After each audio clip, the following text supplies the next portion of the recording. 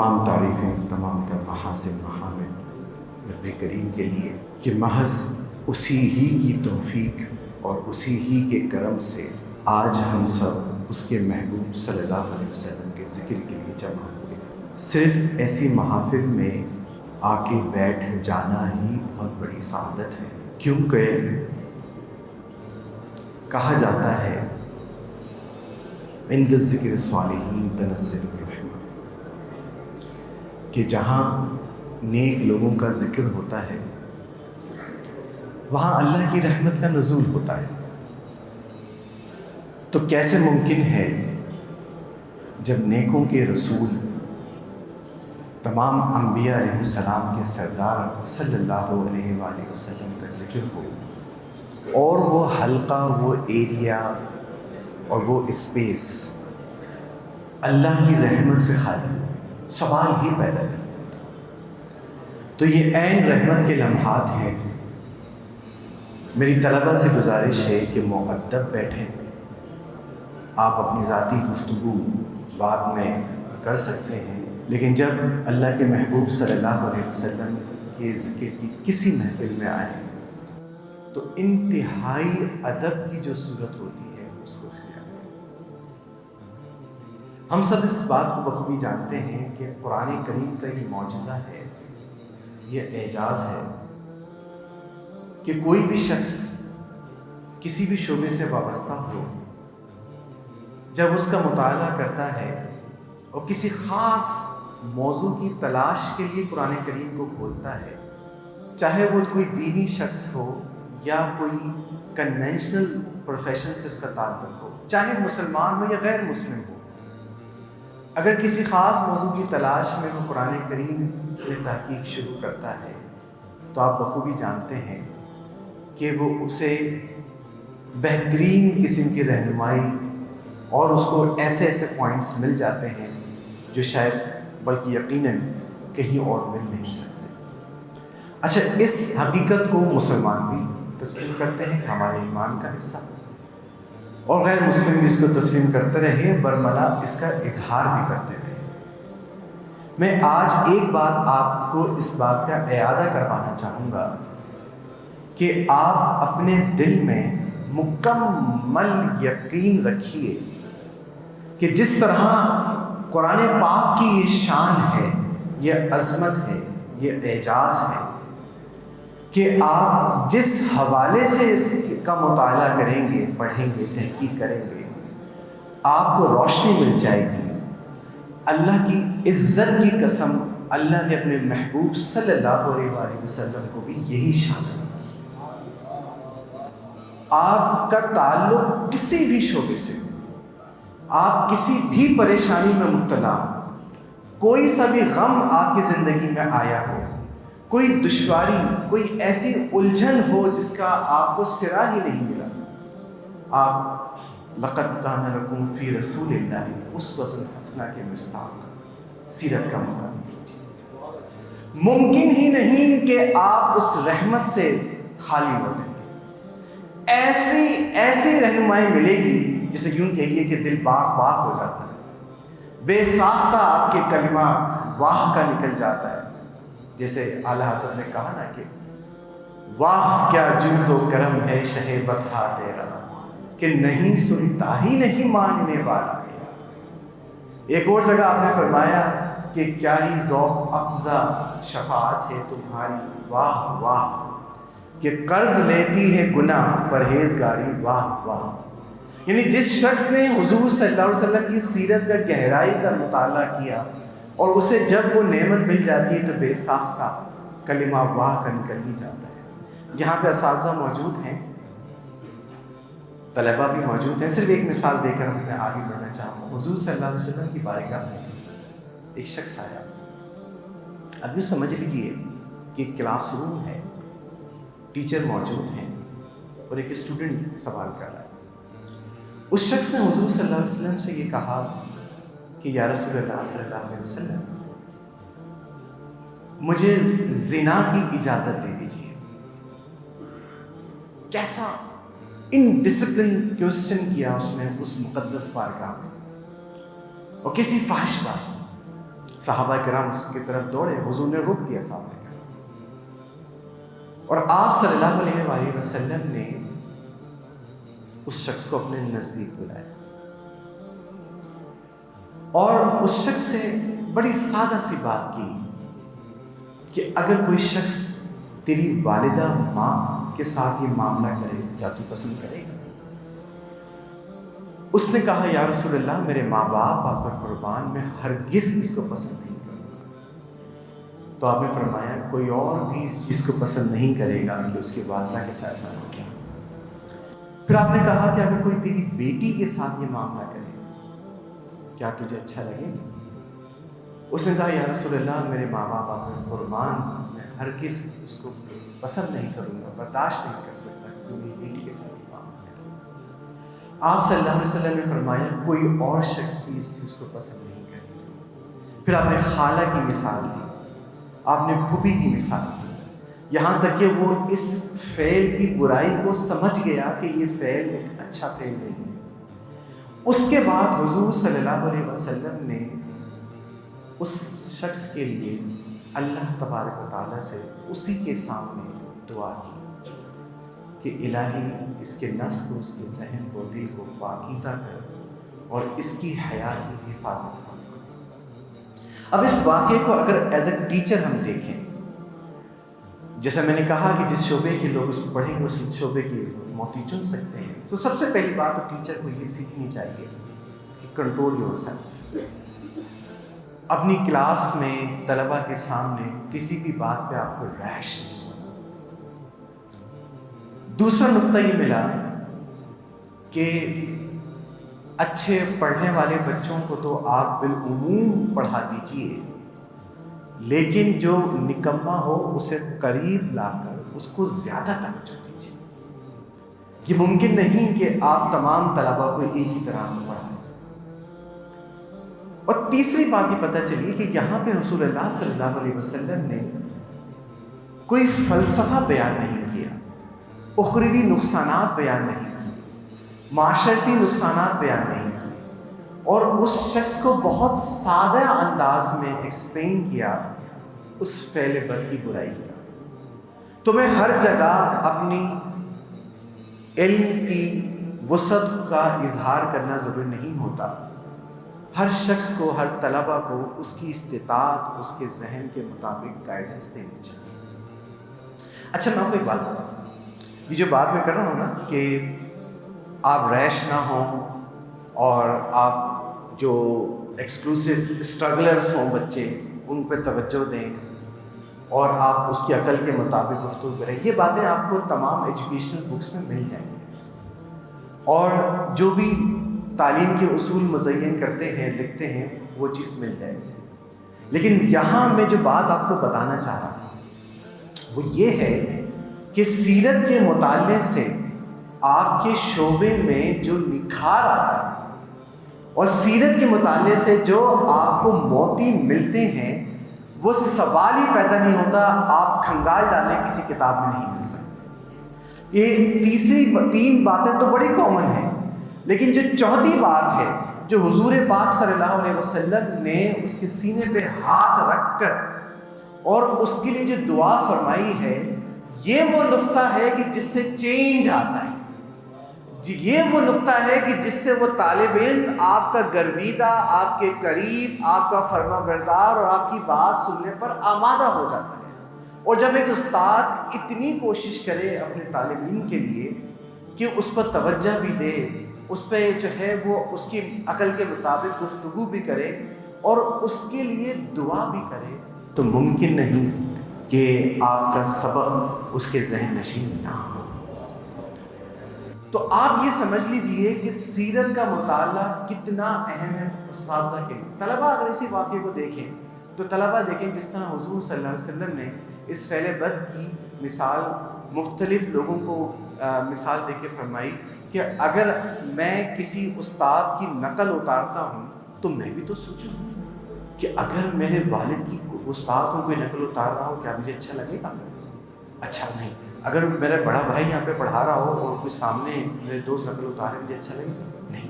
تو یہ بھی تو کسی کے والد ہیں، یہ بھی تو کسی کے بھائی ہیں۔ تو اپنی موت ہی چون لے. یعنی یوں سمجھ لیجئے کہ سیرت کا مطالعہ ایک ایسا فارمولہ ہے، یوں سمجھ لیجئے قرآن پاک میں بڑے آسان و سادہ الفاظ میں سمجھانے کے لیے سے بس کروں، آپ کو کانسٹنٹ تھیم ملتی ہے وَأَقِیمُوا الصَّلَاةَ وَآتُوا الزَّکَاةَ. یعنی صلاۃ اللہ تعالیٰ کی اختصاص کے ساتھ اس کی عبادت ہے، اور اللہ تعالیٰ کو اپنے لوگوں کی، اپنے مخلوق کی بھلائی اتنی محبوب ہے کہ نماز کے ساتھ اس کو ہمیشہ کنیکٹ رکھا ہے کہ نماز پڑھنے کے ساتھ زکوٰۃ ملے. اور آپ کو اکثر قرآن پاک میں اقیموا الصلاۃ وآتوا الزکاۃ، اقیموا الصلاۃ وآتوا الزکاۃ. بس سمجھنے کے لیے میں آپ کو عرض کر رہا ہوں کہ اپنی شخصیت کو نکھارنے کے لیے، اپنی زندگیوں میں آسانی پیدا کرنے کے لیے، اپنے شعبے، اپنے پروفیشن میں ترقی کے لیے، ذہنی سکون کے لیے، قلبی راحت کے لیے فارمولہ کیا ہے؟ روزانہ کا تلاوت قرآن، مطالعہ سے، تلاوت قرآن، مطالعہ سے، تلاوت قرآن، مطالعہ سے. یہ وہ فارمولہ ہے جس طرح سے اقیموا الصلاۃ وآتوا الزکاۃ عملی طور پر آپ میں نکھار لے کر آئے گا. آپ کی نظریاتی تطہیر، آپ کی فکر، آپ کی سوچ کی طہارت اسی فارمولے پہ ہے. اور جس طرح سے نماز کوئی پڑھ لے اور زکوٰۃ کا انکار کر دے وہ مسلمان نہیں، اسی طرح قرآن پاک کی تعلیمات پر وہ عمل تو کرے، حدیث کا انکار کر دے، سیرت سے منہ موڑ لے تو وہ بھی اللہ کا محبوب نہیں. بس سمجھ لیجئے کہ جس طرح سے یثرب ایک ایسے علاقے کا نام تھا کہ جو بیماریاں، مصیبتیں اور ایسی اس کی جو آب و ہوا ایسی تھی کہ جو جاتا تھا بیمار ہو جاتا تھا، جو جاتا تھا اس کو بیماریاں لگ جاتی تھی. تو نام اس کا یثرب بھی رکھ دیا کہ بیماریوں کی آواز. آپ دیکھیے نبی مکرم صلی اللہ علیہ وآلہ وسلم کے قدم مبارک جس لمحہ، جس وقت لگے، آپ نے اسی وقت ارشاد فرمایا کہ الآن یہ مدینہ النبی ہے، اب یہ مدینہ منورہ ہے، اب یہ طیبہ ہے. پہلے حالت یہ تھی کہ جو جاتا تھا طبیعت خراب ہو جاتی تھی، اب یہ طیبہ ہے کہ جس طبیعت کے شخص وہاں پہ جائے گا اسے راحت و سکون میسر ہوگا.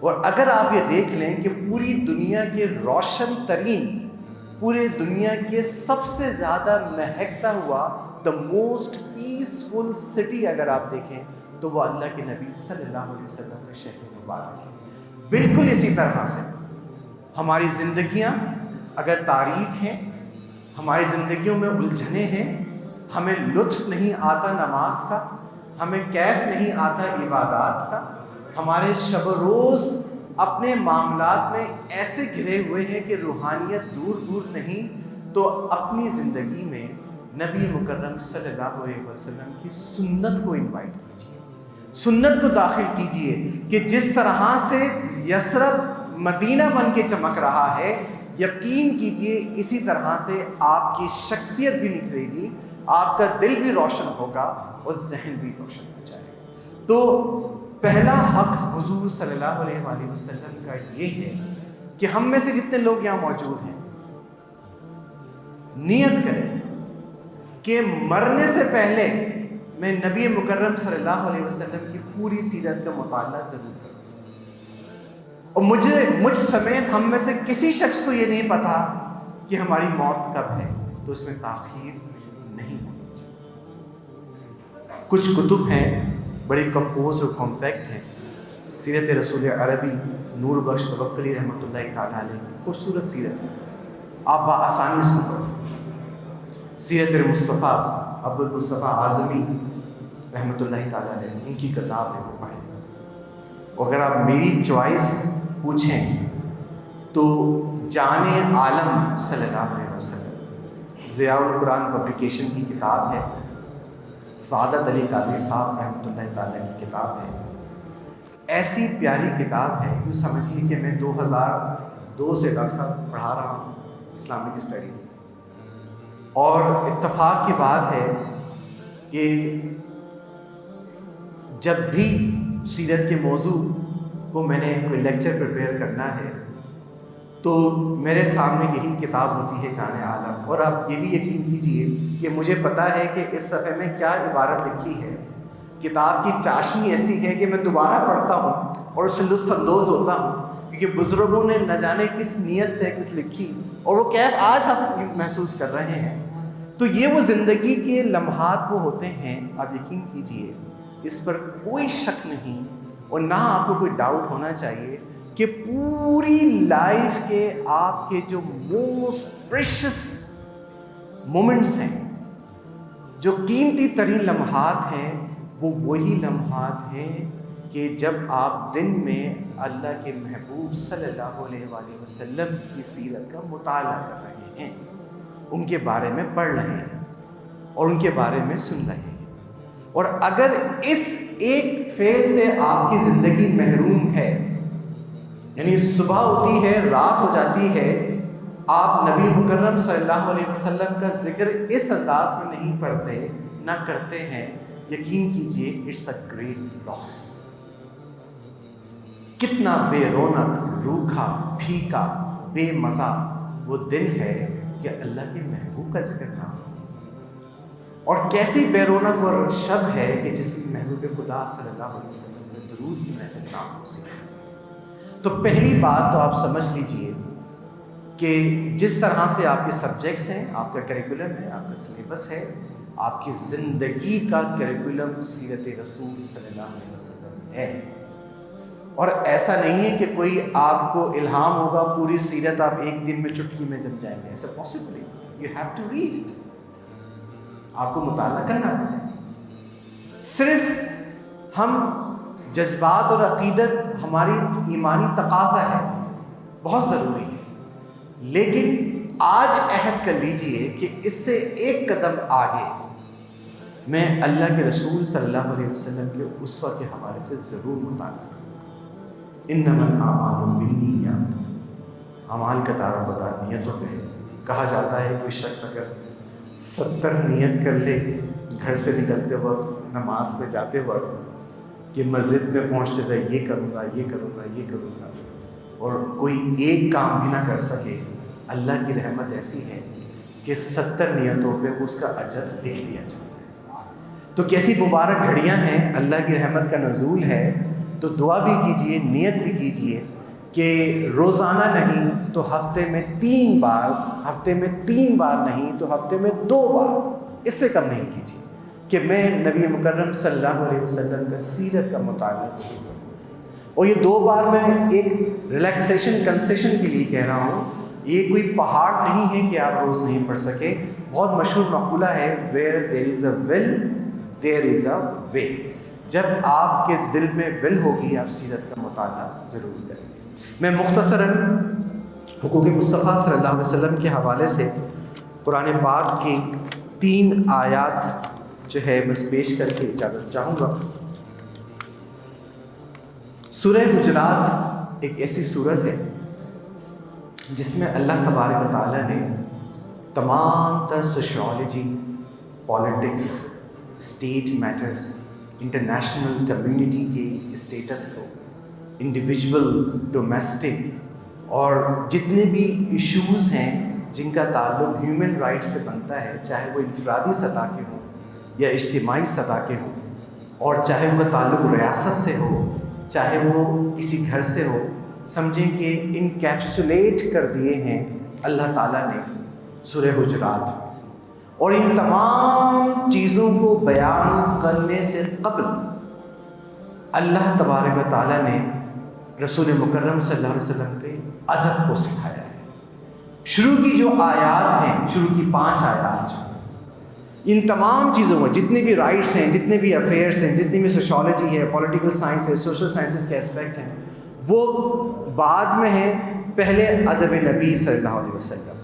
قرآن کا پیغام یہ ہے کہ آپ کے تمام تر معاملات، چاہے معاشرتی ہوں چاہے وہ سماجی ہوں، تابع ہیں نبی مکرم کی تعلیمات میں۔ اور جس لمحے وہ حضور صلی اللہ علیہ وسلم کی سیرت سے ہٹ کر کوئی ہیومن رائٹس کی بات کرتا ہے، حضور کی سیرت سے ہٹ کر کوئی سوشالوجی کی بات کرتا ہے، کوئی پالیٹکس کی بات کرتا ہے، کوئی اسٹیٹ کی بات کرتا ہے، تو وہ قرآن کے خلاف ہے، وہ فطرت کے خلاف ہے، وہ خود اس کے خلاف ہے اور اس کا کوئی نفع نہیں۔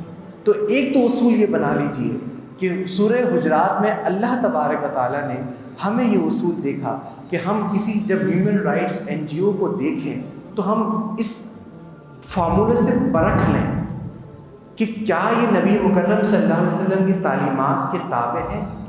کیونکہ آپ بطور استاد جانتے ہیں اسٹوڈنٹ چاہے جتنا بھی اسٹوڈیس ہو، جتنا بھی جینیس ہو، گستاخ ہوگا، بے ادب ہوگا، get out on the very moment. Principal expel کر دیں گے، ان کے پاس رائٹس ہے، اور کوئی ان کا پیرنٹ کلیم نہیں کر سکتا، کیونکہ بے ادب گستاخ جو ہے وہ راندہ درگاہ ہوتا ہے۔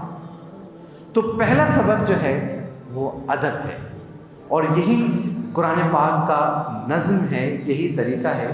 اللہ تبارک و تعالیٰ نے سب سے پہلے ارشاد فرمایا پہلی آیت میں، یا ایھا الذین آمنوا لا تقدموا بین یدی اللہ ورسولہ۔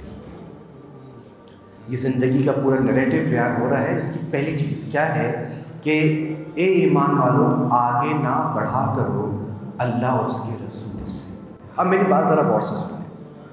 اللہ تعالیٰ نے بہت واضح الفاظ میں کہا کہ لا تقدموا بین یدی اللہ ورسولہ، تو اللہ کے نبی کا ہم پر پہلا حق یہ ہے کہ ہم اللہ کے نبی کے حکم سے آگے نہ بڑھیں۔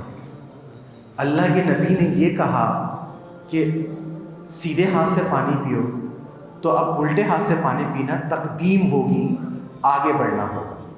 اللہ کے نبی نے یہ کہا کہ ہمیں جس سے تعلیم حاصل کرو اس کے ساتھ عاجزی کرو، تو اگر آپ استاد سے چیخ کر بات کریں گے تو یہ اللہ کے رسول سے آگے بڑھنا ہوگا۔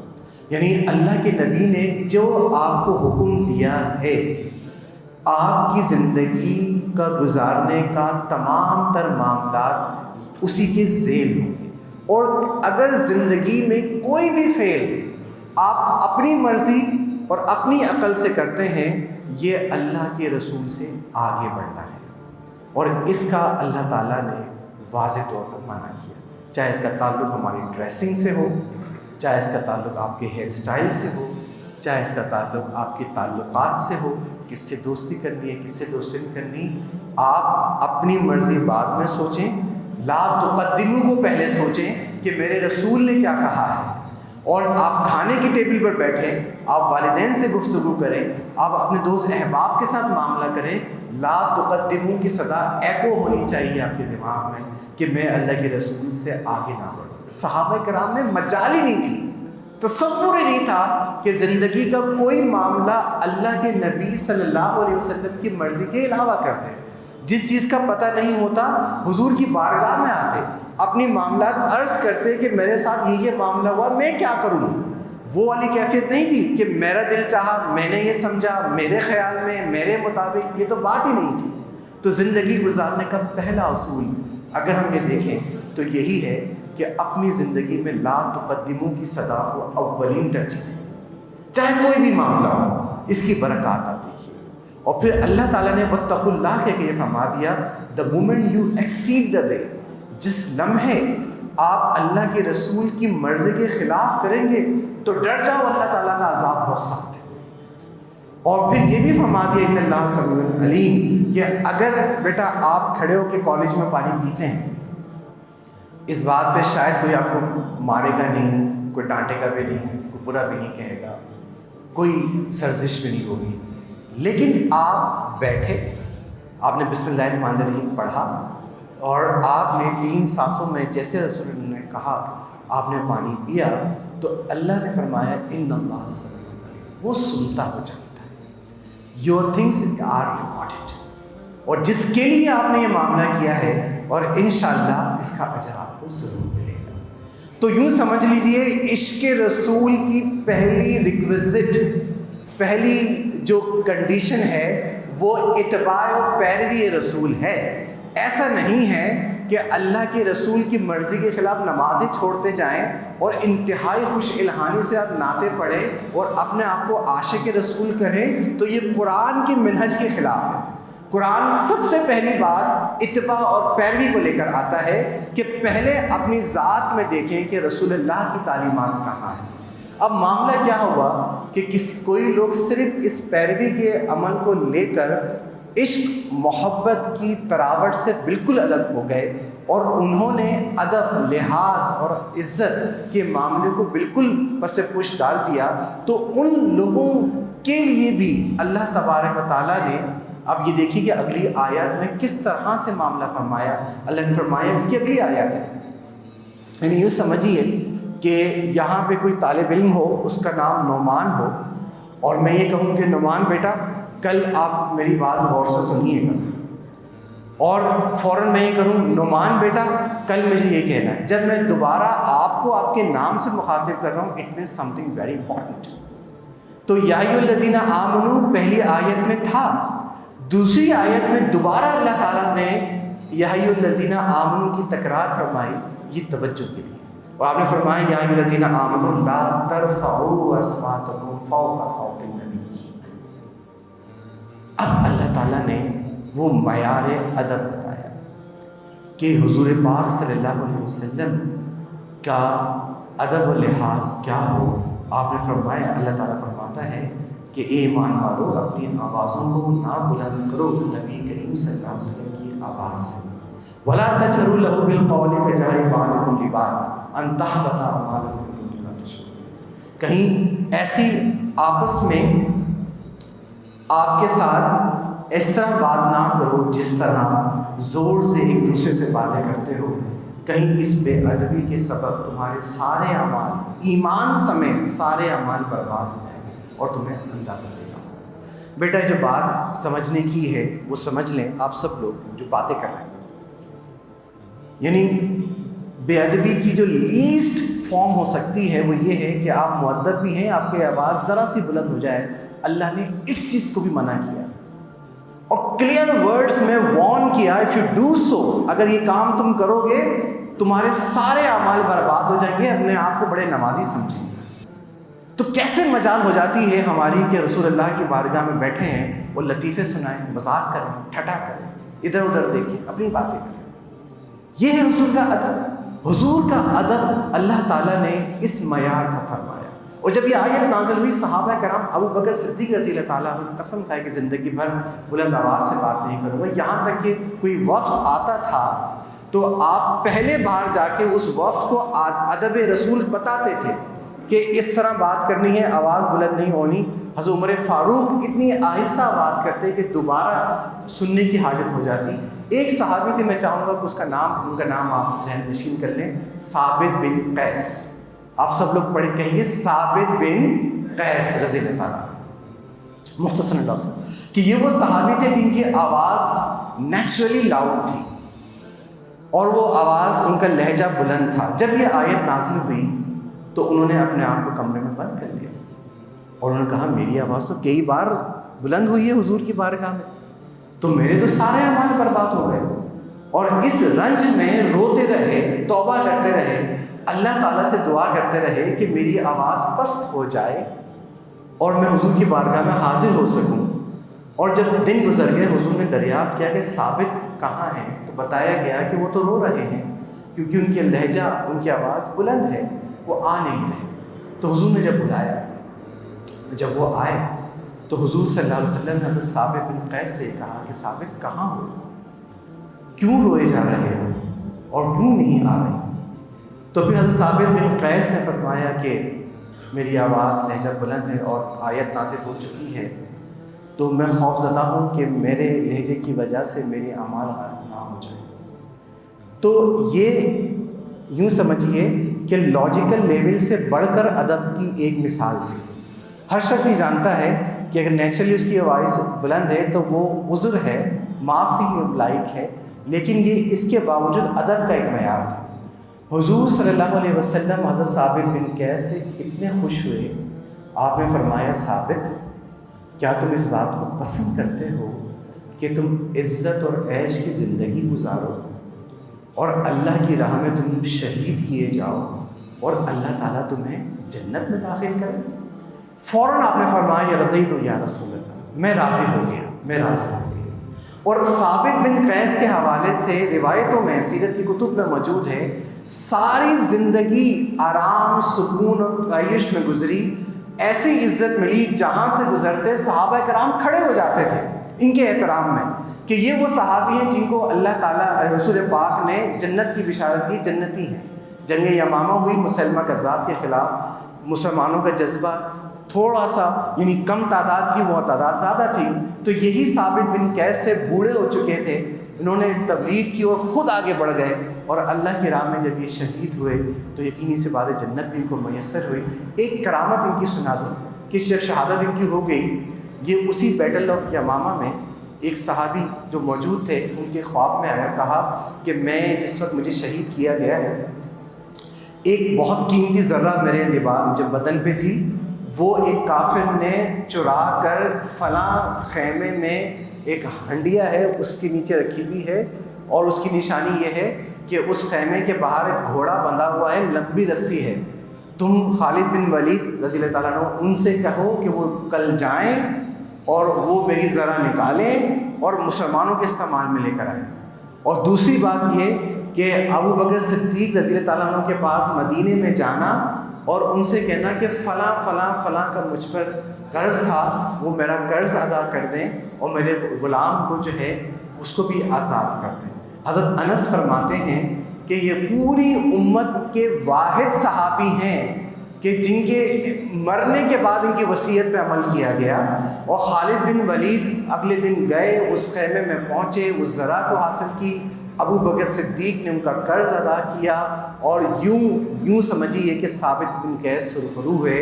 یہ سمجھ لیں جو پیغام میں دینا چاہتا ہوں کہ اپنے اعمال کو، اپنے ادب رسول کو ثابت بن قیس کی سنت پہ ڈھالیں۔ یعنی کہنا میں یہ چاہ رہا ہوں، بہت سارے ادب کے معاملات ایسے ہوتے ہیں جن کی لاجکس نہیں ہوتی۔ آپ ٹانگ پہ ٹانگ رکھ کے بیٹھے ہوئے ہیں، حضور کا ذکر آیا، آپ نے ٹانگ کمپوز ہو کے بیٹھ گئے۔ آپ حضور صلی اللہ علیہ وسلم کا درود آپ پڑھ سکتے ہیں، آپ نے نگاہیں جھکا کے صلی اللہ علیہ وسلم پڑھنا شروع کر دیا۔ حضور صلی اللہ علیہ وسلم کی سیرت کی کتاب ٹیڑھی رکھی ہوئی ہے، آپ نے سیدھی رکھ دی، حالانکہ لازم نہیں تھا۔ یہ وہ ثابت بن قیس کا طرز عمل ہے۔ یوں سمجھیے ادب سب نے کیا، بازی لے گئے ثابت بن قیس۔ تو اگر ہمیں بھی اسی طرح سے محبوبیت کا حصول مطلوب ہے تو اس سنت عمل کریں۔ ہر وہ عبادت جس کو سمجھیں کہ یہ ادب سے متعلق ہے اس کو اختیار کریں۔ تیسری آیت میں اللہ تعالیٰ نے یہ فرمایا، ان الذین یغضون اصواتهم عند رسول اللہ اولئک الذین امتحن اللہ قلوبهم للتقوی لهم مغفرۃ واجر عظیم۔ اللہ تعالیٰ نے کنکلوڈ کی یہ بات اور کہا کہ جو لوگ اپنی آوازوں کو بس دیکھیں، قرآن پاک کی یاد دلا دو، ذرہ برابر بھی شک کی گنجائش نہیں، اور اللہ تعالیٰ واضح الفاظ میں فرما رہا ہے کہ جو میرے نبی صلی اللہ علیہ وسلم کی بارگاہ میں ادب کرتے ہیں، اللہ تعالیٰ نے 3 انعامات ارشاد فرمائے، تین انعامات۔ پہلا کیا فرمایا؟ اولئک الذین امتحن اللہ قلوبهم للتقوی۔ عربی میں اولائی کا یوز کرتے ہیں جس طرح انگریزی میں آپ کہتے ہیں you do know it, I do know it, میں ہی جانتا ہوں۔ تو اللہ تعالیٰ نے اختصاص فرمایا، پہلا انعام آپ جس لمحے حضور کا ادب کریں گے، جس مومنٹ آپ حضور صلی اللہ علیہ وسلم کا ادب اور عزت کریں گے، اللہ تعالیٰ یہ گارنٹی دے رہا ہے کہ آپ کے دل کو تقوی کے لیے مائل کر دے گا، پرہیزگاری آپ کے لیے آسان ہو جائے گی، تہجد میں اٹھنا آپ کے لیے لطف کا باعث بنے گا، دشواری نہیں ہوگی، سجدے میں آپ کو رونا آئے گا، دعا میں رکعت آئے گی، کیونکہ اللہ تعالیٰ یہ گارنٹی دے رہا ہے کہ امتحن اللہ لقلوبہم للتقوی۔ پہلا انعام، اور زندگی کا سب سے بڑا انعام یہی ہے۔